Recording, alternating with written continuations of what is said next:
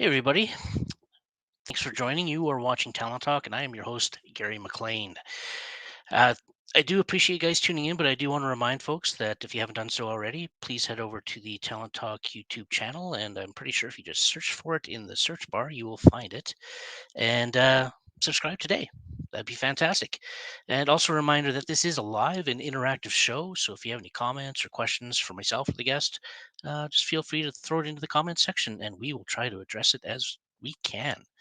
Now, today's guest is also a host of his own talk show. With a diploma in media and professional communication, a passion for meeting people, and a love for drinking. No, he drinking wine actually, and actually I might be wrong on the communication there. Um, his today's guest, he's got his own talk show called Face to Face with David, and if you haven't seen it, it's available on multiple platforms such as Out TV, Amazon, my goodness, Oprah Winfrey Network, which I think is kind of a recent one, and we will definitely get to talking about that. So please do join me in welcoming David Oulton. Hi. Hey, David, how you doing? Good, thanks. And thanks for coming on. By the way, I appreciate you joining us today and having a chat. Yeah, thank you for the opportunity. Oh, for sure. And let's just dive right into it and kind of get an idea of who you are. Okay. You were not actually from Calgary. You were born, I No. believe, in England, correct? Born in Chester in the UK and then grew up in Fort McMurray. So it was a little bit of a shift. Okay. And you were quite young when you moved over, I believe, right? 5. Yep, Yeah. moved at 5 years old. And what was the like? I'm assuming it was your parents that decided something happened with I, them. They wanted to come yeah, over or something. I didn't have a say in it. So yeah, I Yeah, have no idea. fair enough, right? Mhm. And then you kind of made a couple other moves. I think you were Mhm. also in Vancouver. You've been in LA, and then you kind of made a Mhm. circle route and made your way back to Calgary. Back to Um, Calgary. Yep. and you just love Calgary that much? It was, Vancouver is great, but it's a hard place to get started in, and it's really expensive. And at the time, I was more focused on getting a job, and I had an opportunity in Calgary to come move to Calgary and work for a company here. So, um, yeah, and been here ever since. So, Okay. And when did you kind of get started into the actual entertainment side of things? when I was quite young, and then that was so even like as far back as Fort McMurray doing plays and theater and stuff, and with big hopes. However, then moving to Vancouver and just kind of life taking the course that it takes kind of fell off to the wayside a little bit. And it wasn't actually until I got back to Calgary that then I started pursuing it again, much more seriously, and got an agent and started doing stuff. Okay. And when you made, like, I'm assuming you made the transition to LA just for the fact that you felt that you could make it big there, right? I'm guessing. Yeah, I spent a few months down there when I was 16 or 17. Can't quite remember. But yeah, studying. So I went to the New York Film Academy, but they have a Los Angeles campus. So I did their acting for film program at their Los Angeles campus, which is really cool because it's on the back lot at Universal Studios. So you get to kind of, you're learning, but you're learning in the middle of like the epicenter of it. So you get to see everything happening in real time and what your career could look like one day, and you're meeting cool people. So it was really cool. And that was actually under the advice of Dame Judy Dench, was it not? It sure was. And Yep. how did that come about? So we were in line visiting the UK years prior to moving to Los Angeles, back on a visit in York, actually at York Minster, standing in line to go up and tour around the rooftop of it. We were standing in line, my uncle and I, and Dame Judy Dench was in line behind us and just struck up a conversation, got chatting. I said, I want to get into, acting maybe, or the film industry, something. And so she was very generous with her time and her advice, and kind of gave me her contact information to keep in touch. And so she's the one that recommended that particular school in Los Angeles. And yeah, kind of helped just schmooze my way in there a little bit with a recommendation and whatnot. So it was, yeah, she was quite lovely as well. I never expected to hear from her after I left the cathedral place. But we kept in touch ever since, and I even to this day, if I send an email, she's very quick to respond back. So That's awesome. Yeah, mhm. that'd be that's one I'd like to have on my list as well. Um, and then from there, um, there's an interesting thing I read, which I'm kind of curious about, and that was through Corbin Burnson, I believe. You Mhm. you met. Oh goodness, the name's escaping me right now, but I think I've got it here. Um, Lisa. Lisa, yes, Lisa. Mhm. How do you pronounce the last name? McGilvray. Yeah, McGilvray. McGilvery. Okay, and she's adopted you. Is that Yeah, so correct? it was not a great time in Fort McMurray for various reasons. And so Corbin and I met randomly I was going back to LA from Fort McMurray to down there, connecting through Edmonton. And so Corbin and I ended up sitting on the plane next to each other and struck up a conversation. And he was reading a movie script. I didn't know who he was at the time. But he was reading a film script and we got chatting and kind of I explained to him what was going on back home. And he said, well, go on your vacation. But then when you're done, I'm filming a movie in the middle of nowhere in Alberta in a town called Provost. He's going back to LA for a week. And so he said, I'll be down in LA for a week. Let's keep in touch. When you're done your vacation, come to Provost and I'll give you a job on the movie that I'm filming. And so the first person that I met on that film set was Lisa, who was the executive producer. And throughout when you're filming a movie, especially in a town like Provost, it's very isolated and it's very, you get to know everybody very quickly. And it's a small town to begin with. And then, when you're on a set, they're long days and I don't even really, it's 4 or 5 weeks or something like that. But you really get to know these people because you're spending so much time with them in such a short time span. And so, yeah, long story short, at the end of the shoot, throughout the course of filming, she gotten to know what was going on and kind of, I didn't really know what I was going to do. And then when we wrapped, I had my beat up Cobalt and like $2,000 in my pocket. And she said, where are you going? And I said, I have no idea, probably back to Fort McMurray. And she said, nope, we have room and resources to take care of you. So you should just come stay with us for a while and we'll figure it out. And then over the course of years after that, we ended up with a legal adoption. So it's Wow. kind of, worked out quite perfect. This is kind of that chance encounter on the airplane kind of changed the trajectory of things for the better. And then, Corbin, as Corbin would say, he felt compelled to step in for whatever reason. But it was, And I always like to hear stories like that. I don't know, it's kind of the heartwarming kind of story. Yeah. Yeah, absolutely. And like obviously, I'm assuming that you keep in touch with Corbin fairly regularly as well. On and off, we go through spurts where we won't talk for a few months, but then when we're both if we're both in the same place, or if we're both if I see something about him online or vice versa now, reach out. But he's great. He's been a really good mentor over the years and definitely kept in touch. Some days we talk daily, and then other times it's every 6 months I'll hear something. So Okay. he's been very fortunate that way. And have you found that these meetings that you've had with folks like Dane Judy Dench and Corbin Burnson and all that, do you find that's helped with opportunities opening up for you at all, or? Kind of. I'm sure if I went to them with a question or like asking for something, maybe, but I've actually not done that. So I don't really. But yes, obviously, because just knowing that it's who you know, not what you know. This industry is all about, you could go to school for 10 years to learn how to act or produce and come out no farther ahead than when you began. But if you know the right person and you know who to call and you know who to ask, then absolutely. So yes, to a certain degree, I've been very fortunate with having a strong network of people in the industry. Okay. And my understanding is well, I could be mistaken on this, but I think one of your earlier or first projects you were kind of involved in. This is a vodka soda and I made it way too strong. I was gonna try and pretend it was water for the interview, but that is way too strong. Well, then you'll be completely prepped by the time this interview's done. So Yeah. that's all good.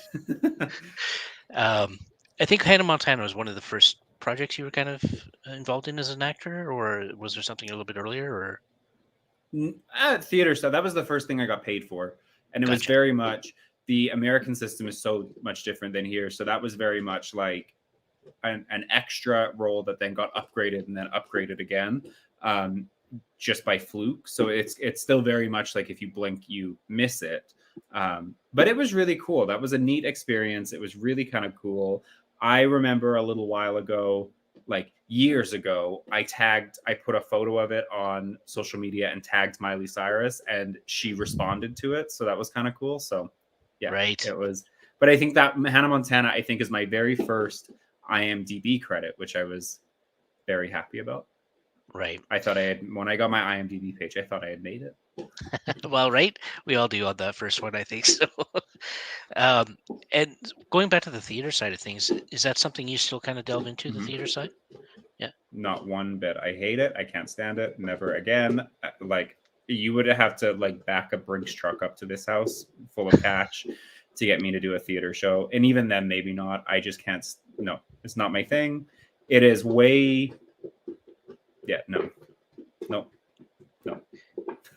Like, can you kind of pinpoint something that really just turns you off of it, or like, is it the actual live aspect of it, or is The it whole thing. just Ironically, I don't like public, like in front of a group of people. I don't like that. I don't like crowds. I don't like groups of people. And it's a different kind of, it's a way harder as well. That's part of it as well. It's so much harder to do theater, I think, than to do film, because in film you have your script, but then that's broken down into your scenes, which is broken down into your sides, and you film it, and you really get, it's so much more technical in film, and you can really focus on one scene and get it so perfect and keep doing it until it's perfect and you're happy with what's going out, and you really get to focus on it. And then when it's done and you move on to the next thing. With theater, it's so much harder because you have to put that same amount of effort into it, but the entire run all at one go with everybody sitting there. There's just, I just don't enjoy it. And it's a lot of work and it's a lot of time and quite frankly, not very good money, comparatively. Um, yeah, I could pinpoint it to about 50 different reasons why I don't and like that and that's it. fair. Yeah. Yeah. I mean, I think it does take a different personality to kind of do. Like myself, I haven't done it for years, but I've really enjoyed it when I have done it. Well, I think it's There's real actors, like real artistic people that love the craft and love the art.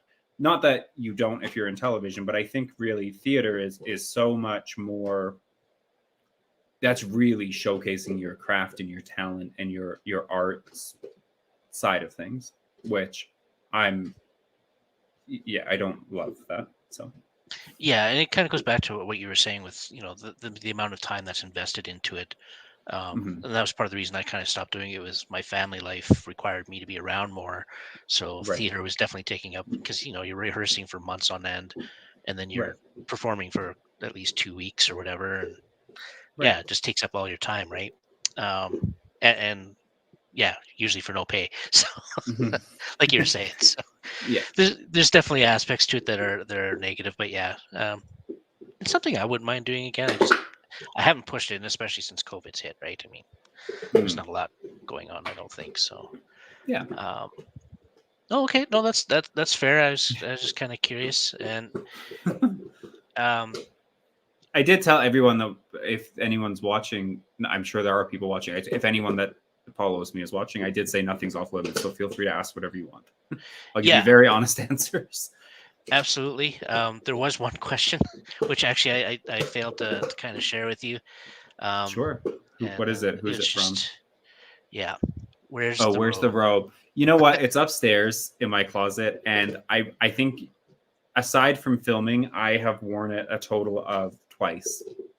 That's it. Okay, Because I'm, part of me is like, it's so, you know, friggin' expensive that I'm scared to spill something on it, or I have a dog and who knows what she's gonna do to it. So then I'm like, anyway, yeah, it just sits upstairs most of the time. right. Yeah. Yeah, just keeping it safe. Makes Yeah. sense. Yeah. Yeah, I don't want to have to replace that. So But definitely a reminder for the folks that are watching. Yeah, feel free to ask any questions that you may have, or just say hi.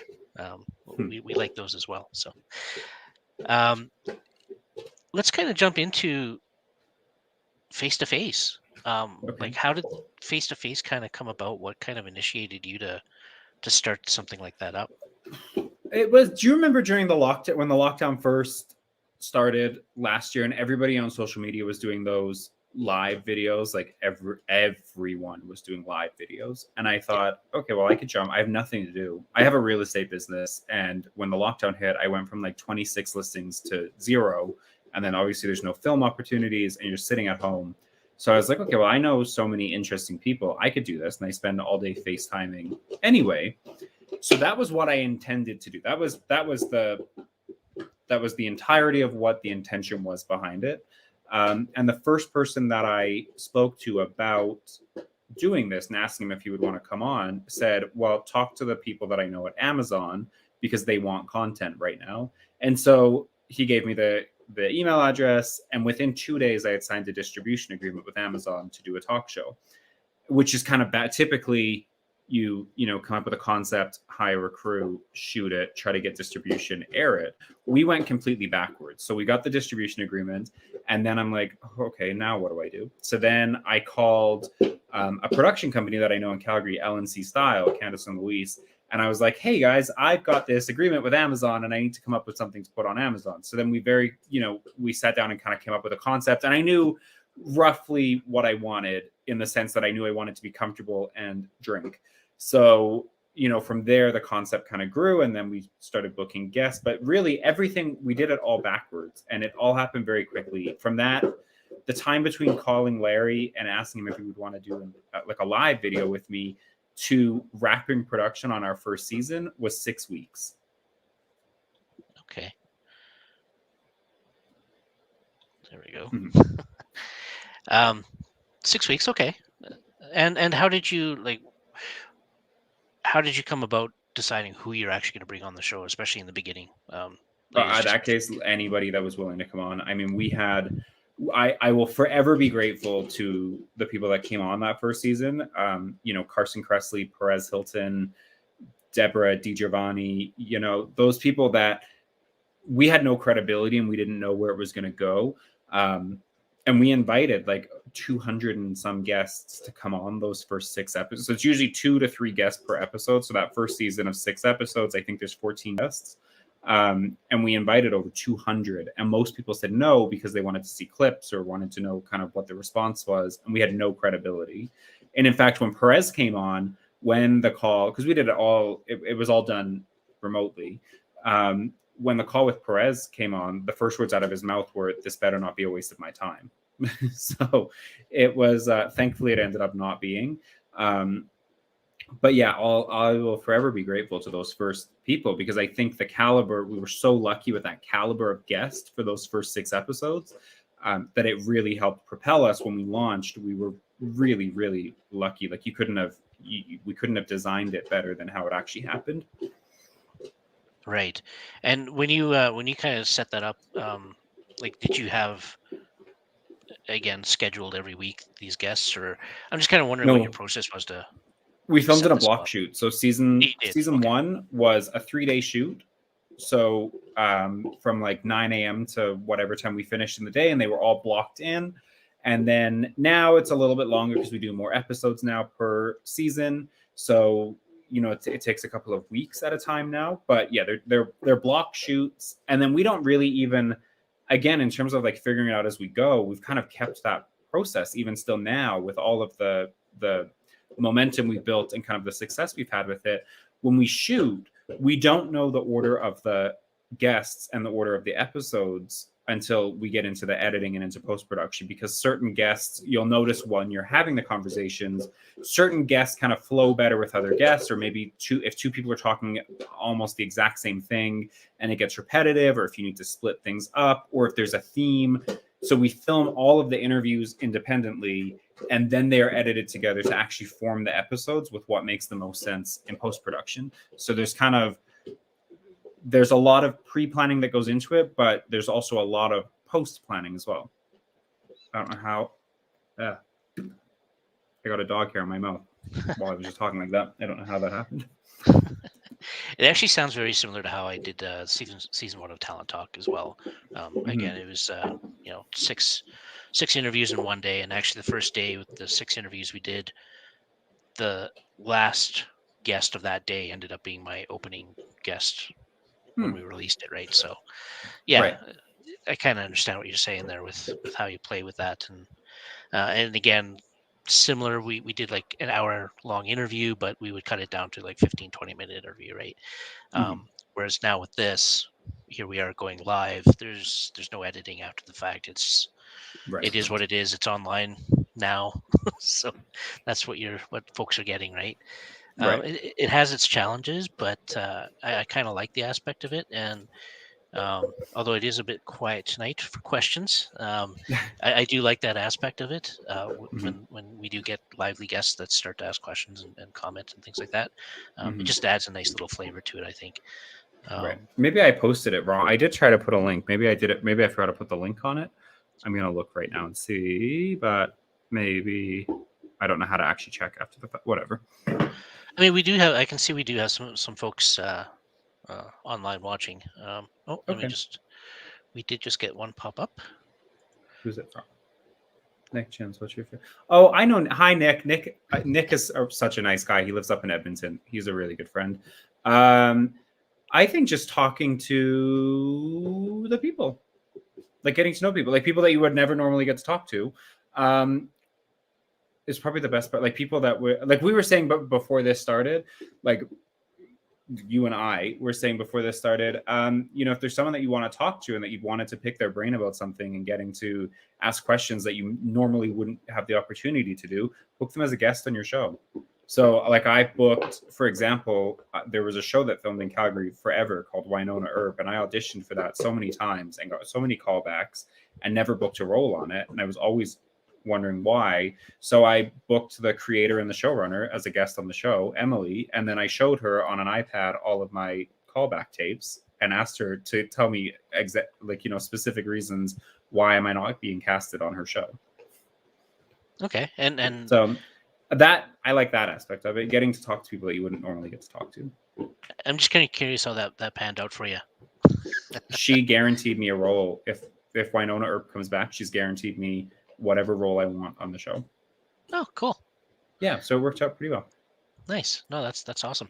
I guess I just had to speak up because now we got another question here from. Oh, what did you work on with Ellen?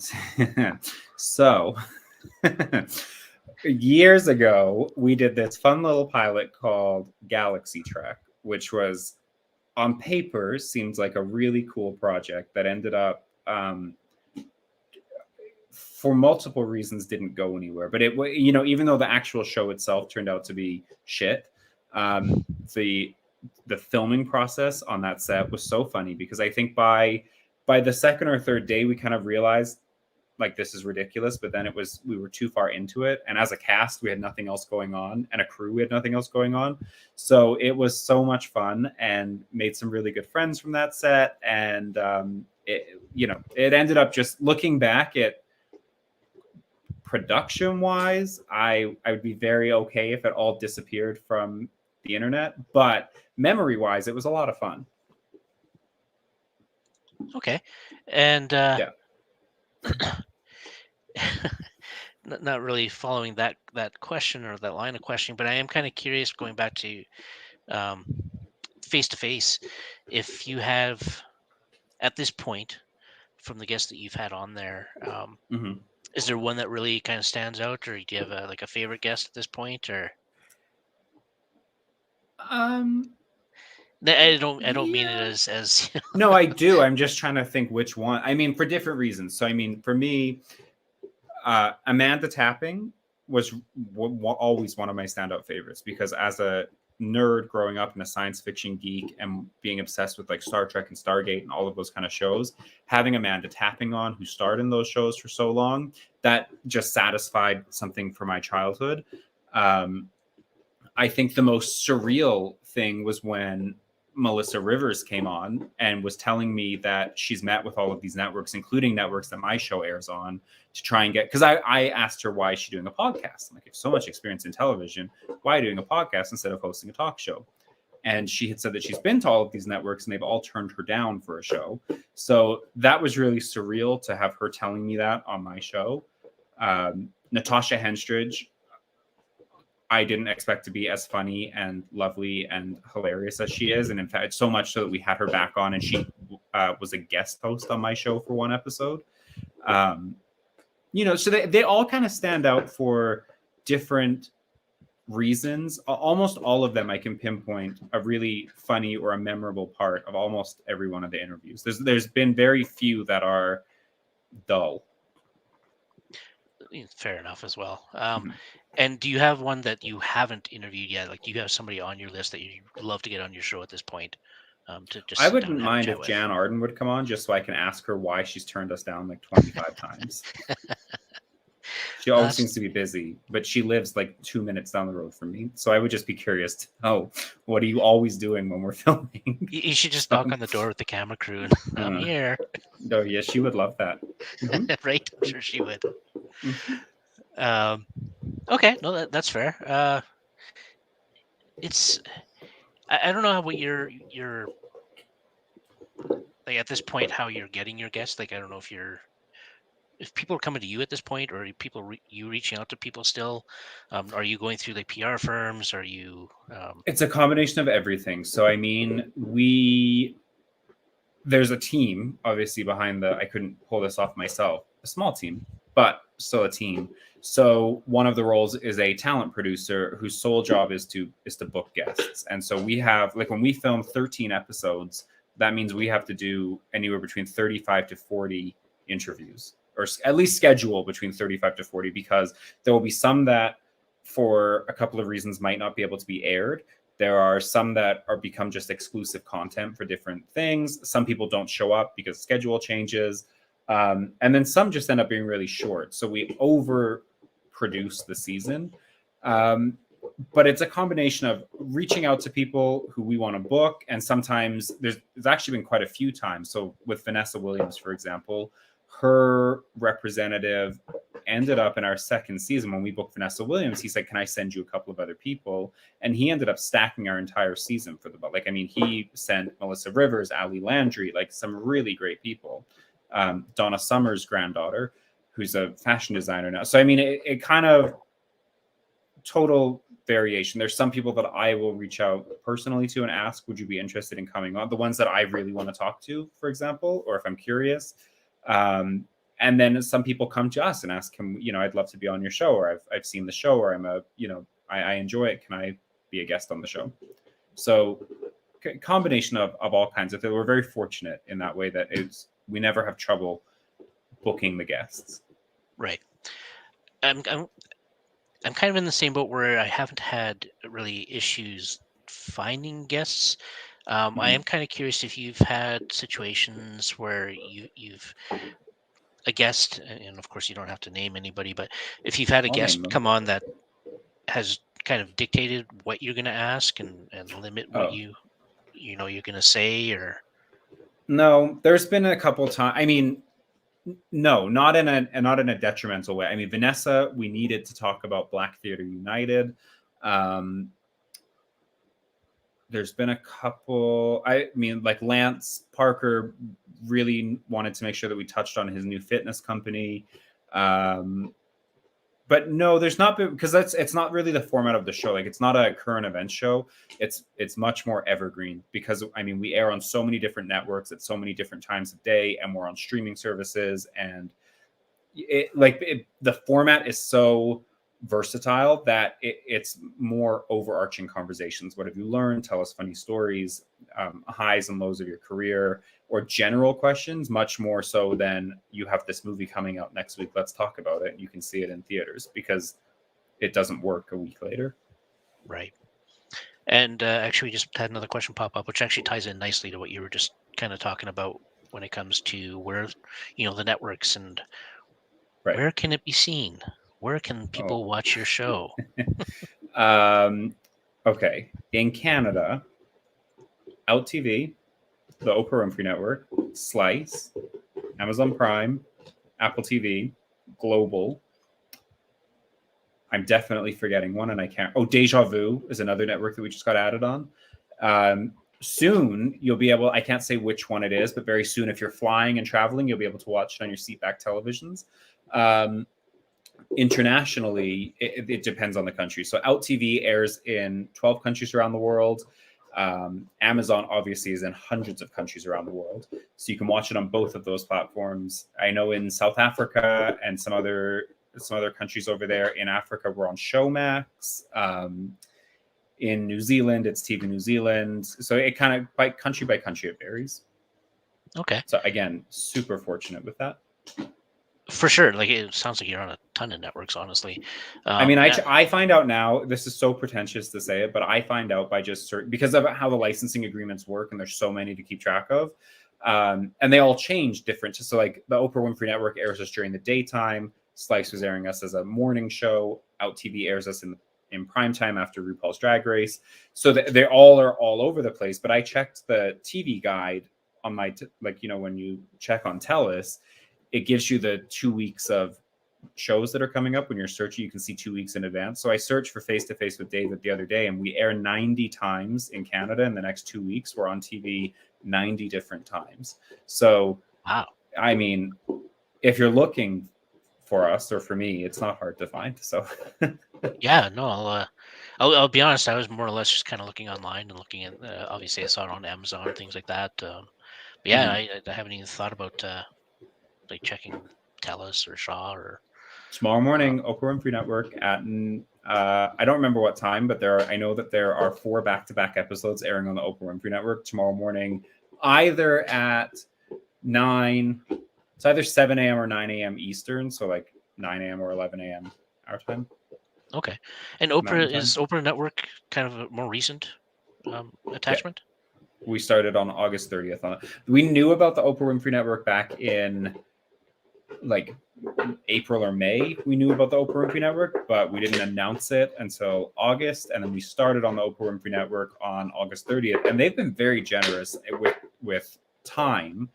Right now we're airing on the Oprah Winfrey Network, I think 5 days a week, including weekends. So like we're not on Tuesdays. We don't air on the Oprah Winfrey Network, but they've been incredibly generous with like doing marathons of it. Like on Saturday, they did like a 6-hour back-to-back thing. So they've been, that's kind of changed the game a little bit, which is interesting. Blows me away. It's surreal. It's kind of, honestly, you get a little bit of like imposter syndrome when like you're flipping through TV channels and you see yourself like back to back to back to back to back to back to back. It gives you imposter syndrome because it's so surreal, and it, to a certain degree, it doesn't really compute or make sense, but of course very grateful.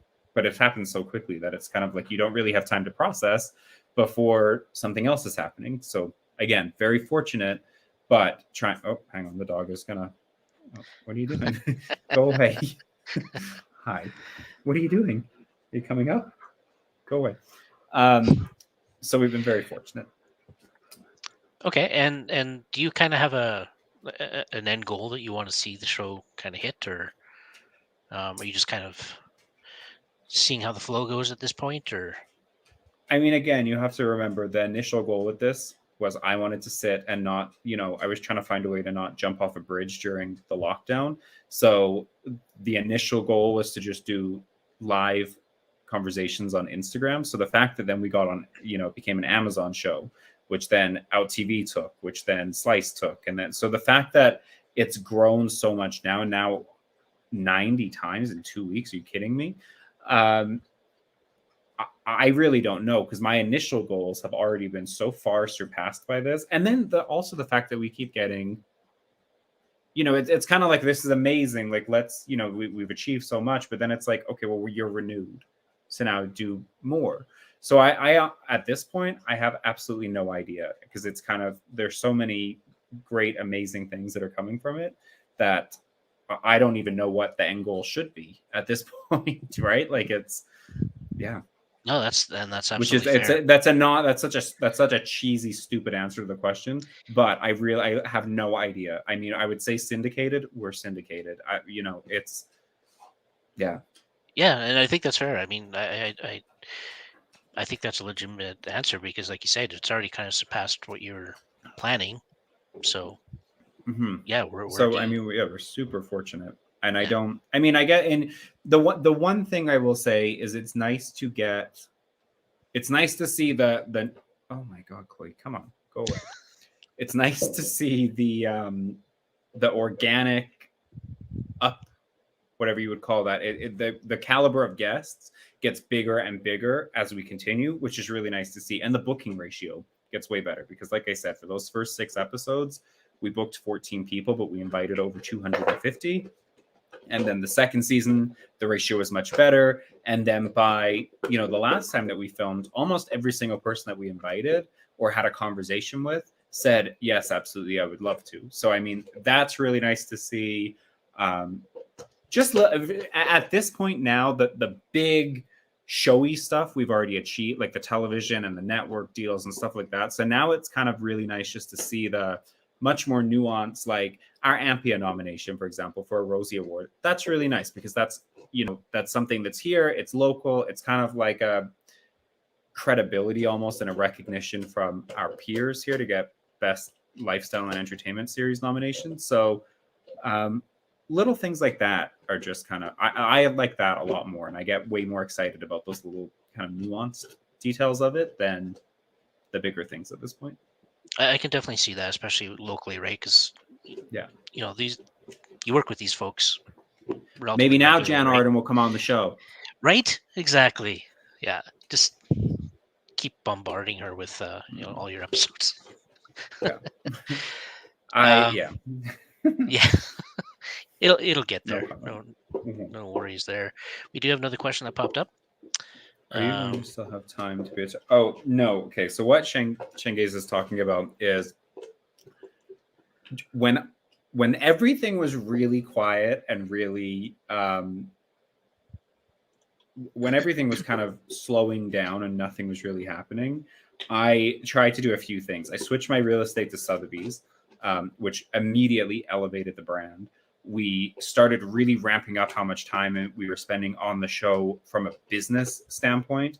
But then I kind of thought, okay, now I'm a talk show host. I think I've pigeonholed myself. So I called my agent, who I'm really close friend. I probably don't talk to anyone more during the day than Kelsey. Um, and I said, well, why don't I come work at the agency? I'll just also be an agent because I get so many questions asking about how do I get started in this industry.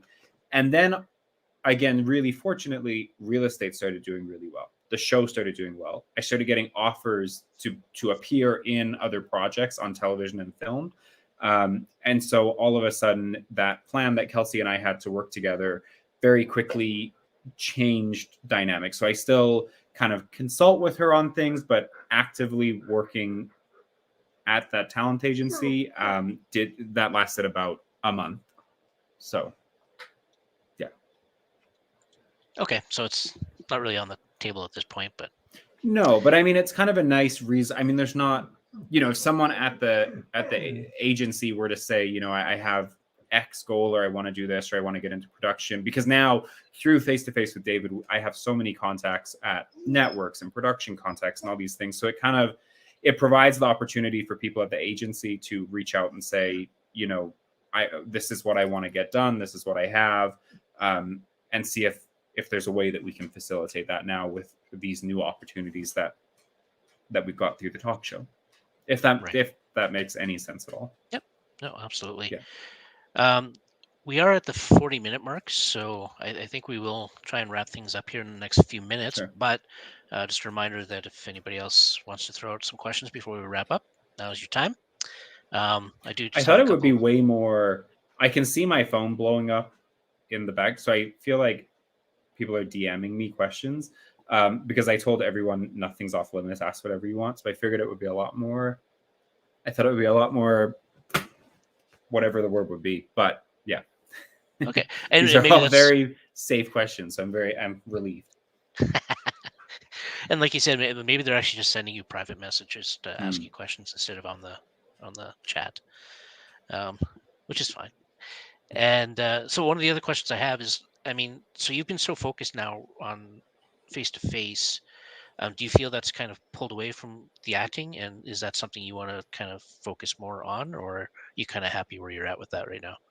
I was really worried that I would, and that's part of why I had talked with Kelsey about maybe I should pivot and kind of look at the other side of the industry. I was really worried that I would be pigeonholed as a talk show host and as a personality versus a performer. But I've actually been really, really fortunate with getting some opportunities come my way that I didn't, a year ago, it would have been unheard of for me to be offered a show without even auditioning. But I've I've signed on to have it's an ensemble cast and a sick kind of like a Schitt's Creek toned, very different storyline, but that kind of tone and that kind of style program. So I'm filming that in the next couple of months here.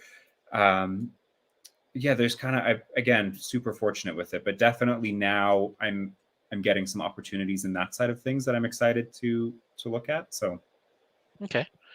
And yeah. do you figure like this is your place to stay right now? Like you're not planning on to head back to LA to maybe move the show down there and No, I think part of our success is that we've oversimplified it. And also, I mean, you could take the show anywhere, but we've oversimplified it. It's local, it's something a little bit different. I don't know any other shows on television in this, of the talk show format that are filmed from Calgary that are aired internationally, that are shot in Calgary or even in Alberta that air on television internationally like that. So I mean, we've kind of carved out a really nice little niche for ourselves. And also the other thing is, Calgary is oh, I fucked that up. Calgary is really cheap to have a nice lifestyle. So it's, to go to Vancouver or LA. I mean, I'm content in Calgary at the moment. yeah, no, that's fair. I mean, yeah, in the grand scheme of things, when you do compare Toronto, Vancouver, LA, Hmm. yeah, the cost of living's not too bad. Hmm. So the last question I have, which I hope is a bit more of a fun one, I guess. Sure. Um, if you weren't in the entertainment side of things, what would you do? Or even if it's a wish thing or whatever. Stay at home husband. Okay, all right, yeah, Yeah, I have no idea. I don't really know. I mean, probably. I mean, maybe real estate. Keep doing real estate, or I don't know. I mean, I get so bored so quickly. So I mean, working in real estate and working in television go really. Oh, okay. Sorry, she's trying to get out of the way. Um, no 2 days are the same because I get so bored so quickly. And in fact, I've voluntarily gone and been tested for ADD and ADHD and all of those things, and I don't have it. So I just get bored. So it would have to be something where the days are different and every day is unique and different. So right. I have no idea. Like Maybe when you like were, I mean, if my perfect life would maybe be like a Hilton, like one of like the Hilton grandchildren, like the heir to that kind of fortune. I don't know. I have no idea. sure, I'd I be know. okay with that too. Honestly. Yeah. um, so like when you were a kid, though, like for example, with myself when I was, again 5, 6, we changed what we wanted to do multiple times. But I always Hmm. thought I'd like to be a vet, kind of deal. Right. Like, did you have something like that when you were a kid that you kind of wanted to had a I mean, dream? I remember in our basement, like building soap opera sets in the basement and like acting out like I'd watch something on television. Like my biological mother growing up, one of the memories I have of her was that she watched Coronation Street every night, and then I would go down to the basement and build to the best of my ability, and then like reenact it. So it's always been something that I've wanted to do, um, but I don't really know. I mean, I dropped out of university in my last semester, so I mean, yeah, I really don't know. I feel like this is what I'm meant to do, and I've never applied myself in this industry as much as I have with the talk show, and seeing how far it's going, um, and how far we've been able to take it as such a really small team. Like myself, Candace, and Luis really are the core team. Um, it's kind of reaffirmed that maybe this is what I'm supposed to be doing. I don't know. Yeah, Like, just not to sound too philosophical or ridiculous, but it's yeah. yeah. I think that's fair. And on that note, unless anybody else has any comments or questions, I think we can kind of wrap this up. I would like to thank you so much for joining me on the show. I appreciate it for sure, and Thank taking you. the time to tell us your story and talk about face to face. And remember, folks, multiple avenues to check it out. So check it out. Yeah, it's. I mean, it's almost at this point, it's almost ridiculous when people, oh, where can we watch the show? It's like, where can you not? Right? Yeah. See, I did Just turn. CBC, APTN, and CTV. Try anywhere else other than those three, and you'll probably have some luck with it. Yeah, just throw on your smart TV and it'll find it. Mm-hmm. Okay. All right. Thanks so much, and we'll be back next week. Ooh, With who's the guest next week? So next week's guest is a producer from Prairie Dog Film and Okay. Television, Scott Lepp. So Oh, yeah. I was just messaging with him. Let me know how your yes, interview goes with him, because I was going to book him on my show. So I'll see how it goes on. We'll use yours as a test run. perfect. There we go. Yeah. So yeah, we have that to look forward to. And I was actually hoping to have him, live in the studio, but Hmm. due to the cases right now, that's not going to happen. So we'll be doing it remotely like we are today. But Right. I'm looking forward to it. I think it'll be a good chat. Awesome. So hopefully we'll see you guys there next week. Or Perfect. back Thank here. you very much. Thank you. Oh, Oh, question? oh yes, yeah. Nick's got one more Oh, quick question for you. can you finish it? Oh, yeah, I can. There you go. I made it way too strong. That's awesome. All Yeah. right. Thanks. Have a good night, everybody. Okay. Bye. Thank you.